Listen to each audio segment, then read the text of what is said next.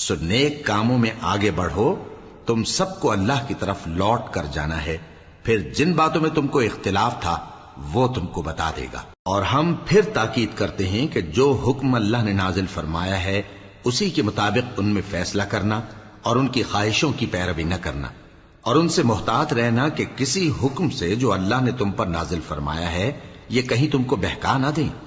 اب اگر یہ نہ مانے تو جان لو کہ اللہ چاہتا ہے کہ ان کے بعض گناہوں کے سبب ان پر مصیبت نازل کرے، اور اکثر لوگ تو نافرمان ہیں ہی۔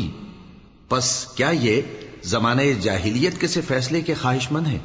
اور جو لوگ یقین رکھتے ہیں ان کے لیے اللہ سے اچھا فیصلہ کس کا ہوگا؟ اے ایمان والو، یہود اور نصارہ کو دوست نہ بناؤ، یہ ایک دوسرے کے دوست ہیں، اور جو شخص تم میں سے ان کو دوست بنائے گا وہ بھی انہی میں شمار ہوگا۔ بے شک اللہ ظالم لوگوں کو ہدایت نہیں دیتا۔